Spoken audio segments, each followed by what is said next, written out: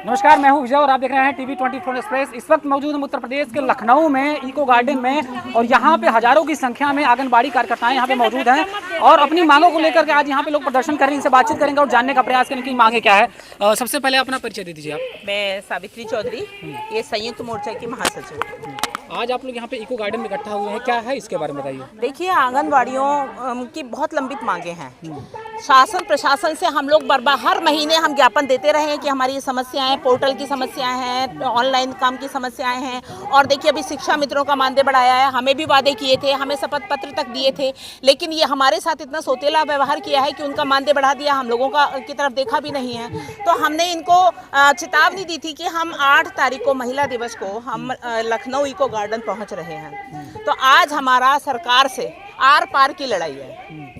आज सरकार या तो हमारी सुनेगी और यहीं आके वार्ता करेगी, वरना हम किसी भी वार्ता पे न तैयार हैं। आपका जो प्रोटेस्ट होता है ये लगभग बीते कई वर्षों से चल रहा है। 2023 में भी हुआ था, शायद 24 में भी शायद इको गार्डन में ही हुआ था जी। इसके बाद भी क्या इफेक्ट पड़ा? कुछ आश्वासन मिलते हैं, बस आश्वासन मिलते हैं। क्या लग रहा है, क्या हो सकता है आपकी बार भी आश्वासन मिल सकता है? आश्वासन ही मिल रहा है बराबर, लेकिन इस बार हम मानने वाले नहीं है। हम आज यहाँ वार्ता होगी तो होगी, वरना ये आंदोलन कंटिन्यू चलेगा। क्या मांगे आप लोग? मांगे हमारी सरकारी शासकीय कर्मचारी का दर्जा दिया जाए। हमारे जैसे शिक्षा मित्रों को मानदेय दिया है, जब तक अगर शासकीय कर्मचारी का दर्जा नहीं होता है तो शिक्षा मित्रों की तरह हमें मानदेय बढ़ाया जाए, हमें प्रमोशन, पूर्ण रूप से प्रमोशन दिया जाए। और जो पोर्टल की त्रुटियां हैं उसकी खामियां आंगनवाड़ियों को ना भुगतनी पड़े। उनके ऊपर नोटिस जारी हो रहे हैं, उनका 6-6 महीने का मानदेय काट दिया जा रहा है कि आपका ऑनलाइन काम नहीं हो रहा, जबकि आंगनवाड़ियों के पास ना मोबाइल है, ना रिचार्ज है, ना ही उनके पास कोई वाईफाई सुविधाएं हैं। तो उसके लिए 6-6 महीने का मानदेय रोका और 5-5 हजार रुपए लगा के दुकानों पे काम कराया है। वो आंगनवाड़ियों ने काम किया, पोर्टल शो नहीं कर रहा, तो उसमें आंगनवाड़ी का दोष नहीं होना चाहिए।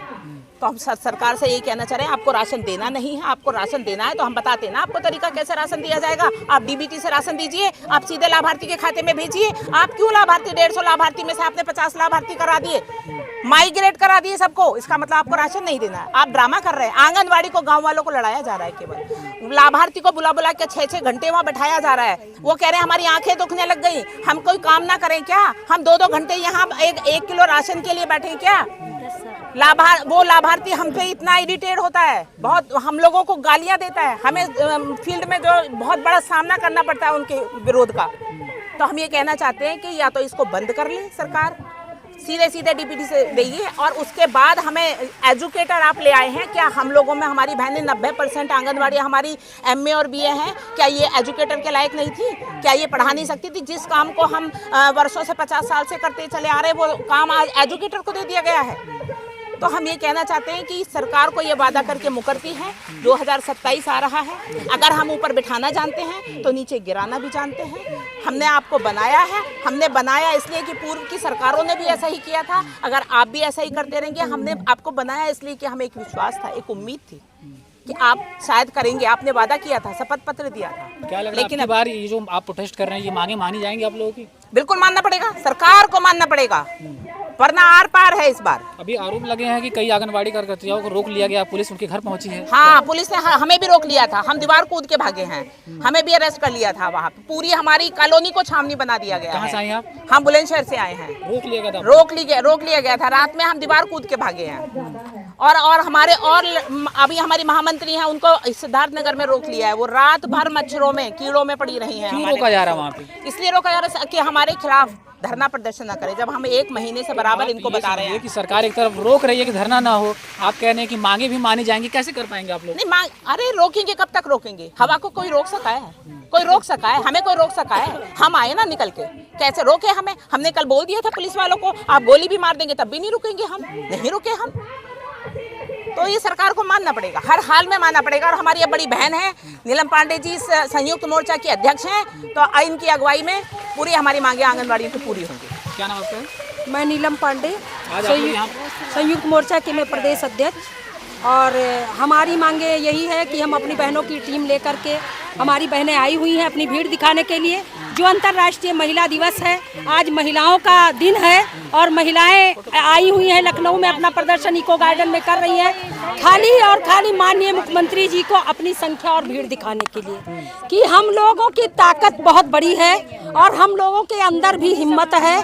हम लोग भी जो चाहेंगे वो कर सकते हैं। अगर हम किसी को कुर्सी दिला सकते हैं तो 4.25 लाख आंगनबाड़ी कम नहीं संख्या होती है और एक आंगनबाड़ी के पीछे कम से कम जो अगर थोड़ा सा संख्या जोड़ा जाए तो 150 तो साथ में ही है उनके, भाई अपना परिवार ही है, तो हम किसी से कम नहीं हैं। माननीय मुख्यमंत्री जी को ये सोचना चाहिए कि अगर इन्हीं महिलाओं के द्वारा अगर हम आज इस कुर्सी पे बैठे हुए हैं माननीय मुख्यमंत्री बन करके, हमारा इज्जत सम्मान हो रहा है, तो ऐसा ना इनके अंदर विघटन फैला हुआ है, ऐसा दर्द हमने पीड़ा दे दिया है कि यही बहनें हमारी कुर्सी खींच ले और हमारी कुर्सी गिर जाए और हम माननीय मुख्यमंत्री हो करके एक वही मठाधीश फिर बन के बैठ जाए।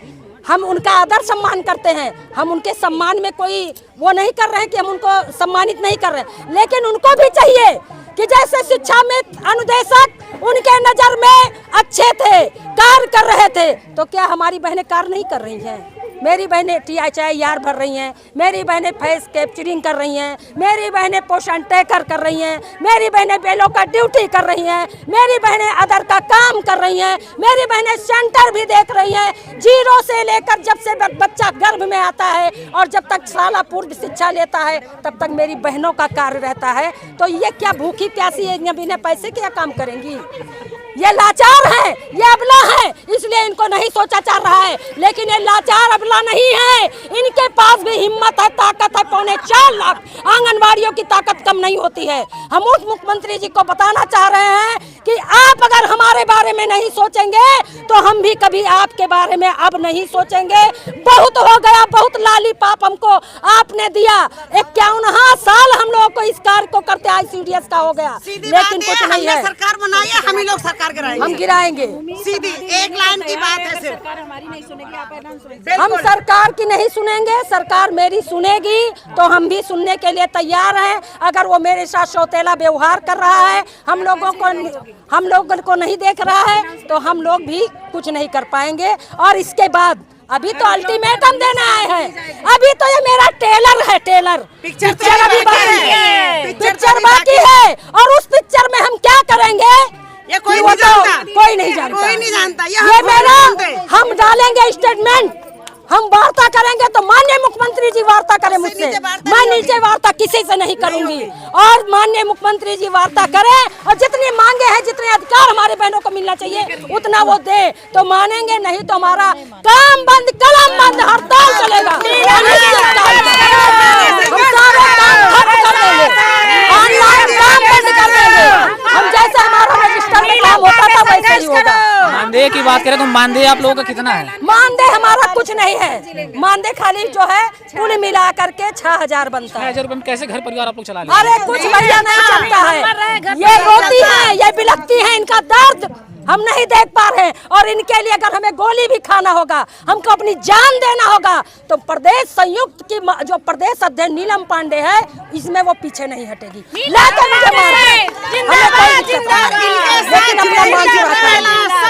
मांग अपना पूरा कराएंगे, मानदेय चाह रहे हैं आप लोग? हम लोग 24,000 से कम नहीं, जब तक नियमित हमको नहीं किया जा रहा है 24,000 हमको मिलना मानदेय चाहिए। 6,000 का दम नहीं, 24,000 से कम नहीं, 6,000 में दम नहीं, 24,000 से कम नहीं। तो आप देख सकते हैं यहाँ पे हजारों की संख्या में जो आंगनबाड़ी कार्यकर्ता हैं यहाँ पे मौजूद हैं। इको गार्डन में इस वक्त मौजूद हैं हम, और यहाँ पे आप देखेंगे, थोड़ा तस्वीर दिखाइए पीछे की तरफ, एक बार तस्वीर दिखाएंगे आप तस्वीरें देख के अंदाज़ा लगा सकते हैं यहाँ पे हजारों की संख्या में जो आंगनबाड़ी कार्यकर्ता हैं वो यहाँ पे मौजूद हैं। और काफ़ी दूर दूर से लोग चल करके आए हैं। कहाँ से आप लोग आए हैं? कहाँ से? कुशीनगर से। आप कहाँ से आए हैं? बरेली से हैं। आप कहाँ से हैं? मिर्जापुर ब्लॉक। तो आप देख सकते हैं, मतलब बरेली, मिर्जापुर, कहाँ से आए हैं?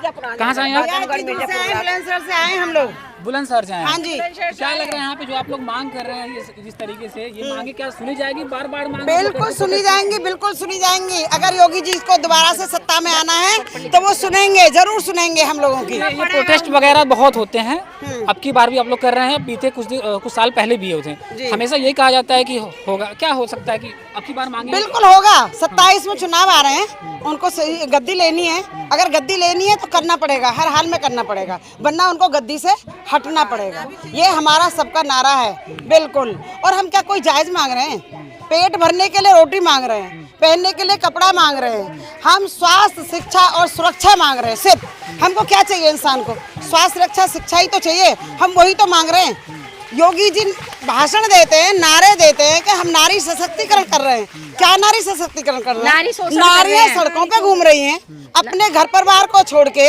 अगर योगी जी के अगर अपना परिवार होता, उनकी महिला अगर सड़क पे घूम रही होती, तब उनको एहसास होता कि अगर महिला घर पे निकलती है तो कितनी मजबूरी में निकलती है सड़क पे। अपने घर से महिला ऐसे ही नहीं निकलती अपने परिवार को छोड़ के। वो जब ही निकलती है कि जब उसके सामने बहुत बड़ी मजबूरी होती है। और उनके घर में महिला होती, उनकी बीवी होती, परिवार होता, तो वो तो सन्यासी बन गए। उनको दुनियादारी से कोई मतलब नहीं है, बस उनको तो गद्दी से राज है। सीट चाहिए उनको, शासन चाहिए। क्या नाम आपका है? कृष्णा प्रजापति, जिलाध्यक्ष मुजफ्फरनगर। ये 6,000 रुपये आप लोगों की मानदेय मिलती है। 6,000 में कैसे गुजारा हो जाता है आप लोगों को? 6,000 में हम अपना और अपना बच्चों का पेट नहीं भर सकते। अगर योगी जी घर परिवार वाले होते, इनके बीवी बच्चे होते, तो ये हम लोगों का दर्द समझते। इनके घर परिवार नहीं है, इसलिए हम लोगों का दर्द नहीं समझ रहे हैं। और 2027 में इन्हें ये गद्दी छोड़नी पड़ेगी। कहाँ से आए आप? हम बुलंदशहर जिले से आए हैं। बुलंदशहर से। हाँ जी। क्या लग रहा है आपकी बार आप लोगों के मानदेय सरकार बढ़ाएगी? नहीं बढ़ाएगी तो बढ़ाना पड़ेगा। अगर उन्हें गद्दी लेनी है तो सरकार को मानदेय बढ़ाना पड़ेगा। हम कितनी परेशान है। कम से कम योगी जी, मोदी जी को ये सोचना चाहिए, इंसानियत नाते आज की महंगाई को देखते हुए हमें दे 24,000 के ज़्यादा मांग रहे हैं। और उद्देशक के बढ़ा दिया, शिक्षा मित्र के बढ़ा दिया कि हम हमारा क्यों भी हमारे साथ शोषण क्यों, हमारे साथ ये दोगलापना क्यों, दुहातपना क्यों, हमारे साथ ऐसा क्यों कर रही है सरकार? तो हम महिला है, इसलिए एक तरफ कहते हैं हम महिलाओं को सम्मान करते हैं, दूसरी तरफ महिला सड़कों पे निकली हुई, कहाँ सम्मान हो गया? इसीलिए आज हम नारी सम्मान के दिवस वाले दिन यहाँ पे अपना पूरा जोश के साथ हम आए हुए हैं। अब योगी जी को देना पड़ेगा, देना पड़ेगा, देना पड़ेगा। बातचीत करने के लिए धन्यवाद। आपने देखा, हमने आंगनबाड़ी कार्यकर्ताओं से बातचीत की और सभी का एक ही मानना है कि हमारी मांगें पूरी होनी चाहिए। अगर पूरी नहीं होगी तो कहीं ना कहीं सरकार गिराने की लोग बात कर रहे हैं। आप एक बार तस्वीर देखिए पूरी तरीके से पीछे की तरफ। हजारों की संख्या में अन्य जिलों से, अन्य प्रदेश से आंगनबाड़ी कार्यकर्ता यहाँ पे अपनी मांगों को लेकर के चल के आए हैं। फिलहाल आगे की जो अपडेट्स होती है वो आपको हम आगे दिखाते रहेंगे।